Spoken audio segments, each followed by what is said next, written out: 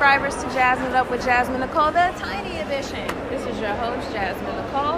I am reporting to you live from the Fort Lauderdale Home Design and Remodeling Show, where I have the pleasure of interviewing HGTV's Linda Phan and celebrity makeup artist / beauty blogger Anabelle. Strap up, guys. Come on for this ride. This is going to be a great show.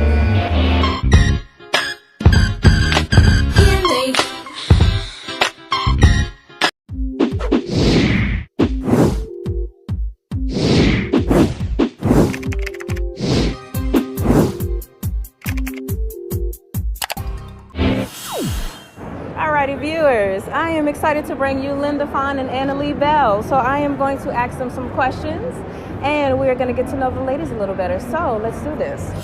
Now, most people know Linda from HGTV's Property Brothers and Buying and Selling, and of course being the wife of Drew Scott, but do not know that she is actually the creative director of Scott Brothers Entertainment.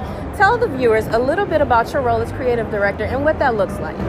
So I'm on my computer all day long, so it's not very glamorous, but I love it because I am super passionate about brand building, and more than brand building, I just love being able to connect with people, and Drew and Jonathan have such a great brand, and they can, a lot of people can relate to them, so it's great that we're able to share that with the world through home design, because everything comes down to family, everything starts at home, so it's just such a great place to start, and from there we're able to grow into other things like furniture design or charitable projects, which we're super passionate about. So yeah, it's a little bit of everything, and it just really requires exciting. Creativity, and we just really make what we want and work with people that we love, and we're super happy that we get to do what we do. Sounds like a dream job, especially with family. It is, yeah. I know you have to have great time management skills. Yes, yeah. Okay, so Annalie, everybody knows that you're a celebrity makeup artist and a beauty blogger. However, most do not know that you're an avid crafter and has been doing so for a while. Now, Annalie, where did this passion come from, and how long have you been crafting and DIYing? So it's funny, we were just talking about this last night. So I started crafting when I was pretty young with church stuff. I remember we would always make Christmas ornaments, and I can't remember what they're called. Those little yarn stars where you glue popsicle sticks. Yes. Yeah, so we would always do those.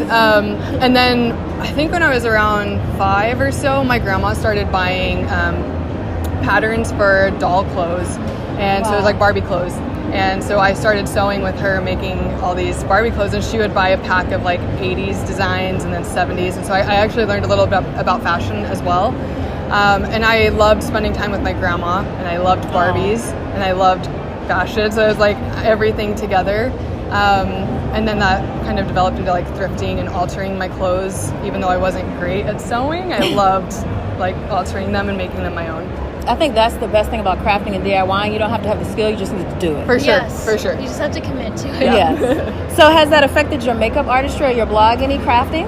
You know what, I think it has, because sometimes I look at textures a little bit more, and I somehow it kind of weirdly translates into skin texture. Wow. So I've suffered from acne a lot, and I had a lot of really deep scars for a long time, and I think in learning fabric textures, kind of helped me relate that to makeup and how to smooth different textures and hide different things. That's interesting. I never would have related the two, but it makes sense now that you say it. And I think your makeup artistry helps with crafting, because we had a paint night in Nashville one time, and she was so good and super meticulous, but you can tell that she's a makeup artist when painting.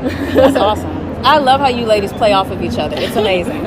Okay, so fantastic. I am moving on. Okay, ladies, we're going to talk tiny. So South Florida is known for tiny spaces, whether you're renting an apartment or a condo.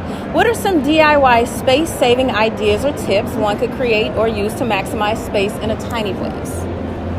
Who wants to go first? Call the Tiny Chef. If you haven't seen Tiny Chef on Instagram, please look him up. He's the best. Have to. He's so cute. You'll make your day. So when I moved to Vegas, I moved in with 2 friends, and I just had a room. And I used the house obviously, but my space was my room. It was very small. The bed took up most of everything. And for me, it was storage. So I have a lot of stuff because I was a model and makeup artist. I was traveling a lot. So for me, it was finding decorative storage. So everything had to look cute that was showing. I didn't care as much if it was like, I would get the organizers that went under the bed. And I didn't care what those looked like. But as far as shelving, I would always find something colorful. But then I also organized within the organizer. Smart. Yeah. That's really smart. Like trays and stuff. Yeah. And Little dividers. Yeah, that's smart. That is pretty smart. I live in 300 square feet right now, so I'm like, I need to take you that gotta with me. be clever with your space. Yeah. So I'm like you, I'm making a lot of stuff because I wanted a marble table, and I'm like, I'm not paying these crazy prices. Making a marble Oh, I table? made it, girlfriend. I'll show it to you after we Okay. finish the interview. I'm so intrigued That's now. a big project. It really was not. I'm like, I'll make a marble table for a Barbie. For tiny like chef. tiny, yeah. Okay, so question number 2 about Tiny. What are some design choices that could add the appearance of space? Mirrors is a big thing, but not too frivolously. Yeah. Like a large statement mirror can make the room look twice as big, and that paired with proper lighting. Yeah. Like if you light up the room, it'll immediately make the space look larger. Yeah. So when you say lighting, do you mean lamps, or explain that? So make sure that there's even lighting, so like a good chandelier, for example.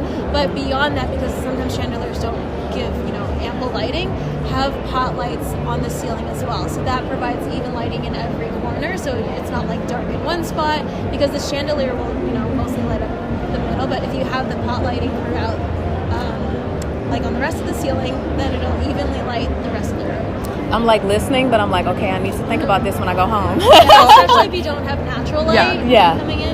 I find that the best way to relate lighting is like to clothes. So as a woman, sometimes we're a little fluffier than others. What do we wear to look slimmer? Black. So black shadow makes it look smaller. The more light makes it look bigger. It's the same for makeup. If you want to accentuate something, you lighten it. Since you brought up colors, what are some good colors that could add the appearance of space? I honestly think any color can add space. It just has to be done right. Like an accent wall versus painting an entire room dark blue. Maybe you just do the one wall. Yeah. Okay. Or like the accessories are darker. Yeah, I think you can play with color. Like, I think in the past I would have said go with light colors, but for example in our master bedroom we went with a black paint, but we have so much natural light coming in that it's okay. Like it sets the mood and it still looks large.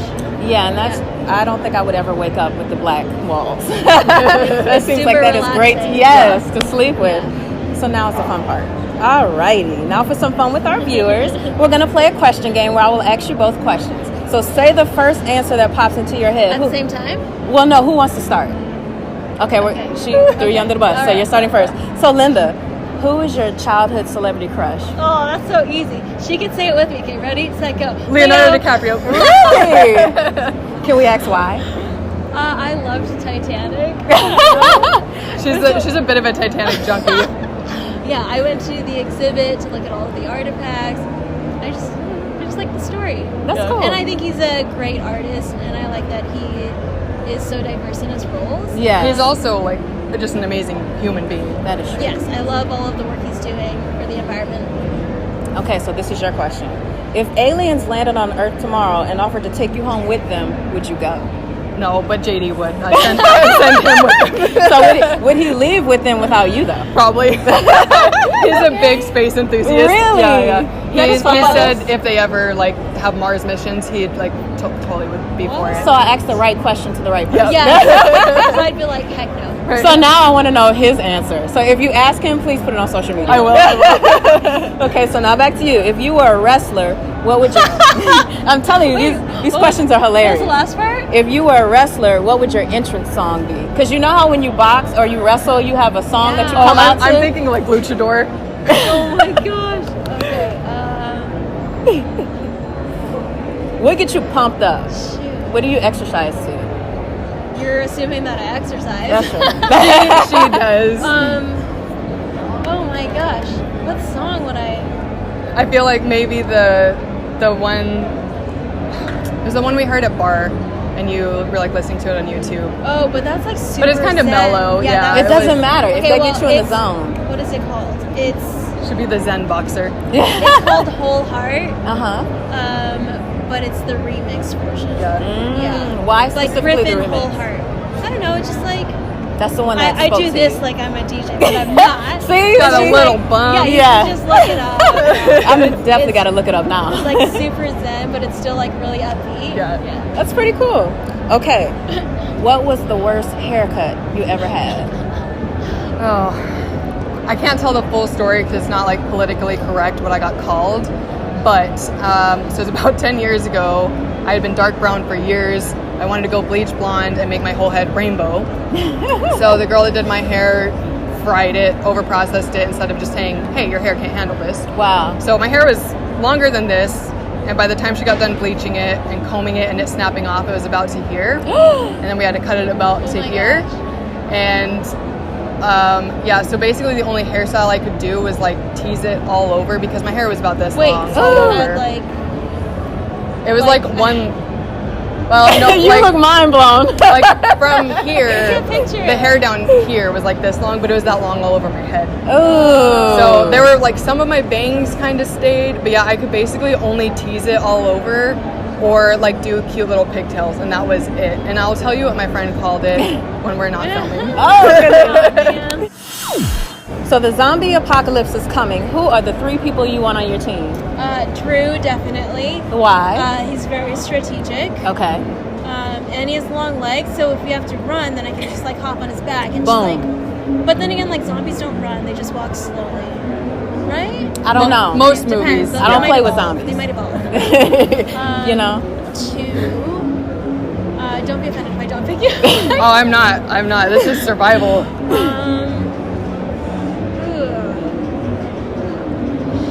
I feel like you have to throw JD in just because, like, he seems like he what would would be. JD offer though? Like, But who's survival skills? shooting them? Somebody has to shoot their head. JD, I don't know if JD's Drew. not that athletic, so. No, but JD is like really knowledgeable Yes, about survival skills. Yeah, Boom. so JD. Yeah. JD. Okay, for his Yeah. survival Good call, skills. good call. And that one last person.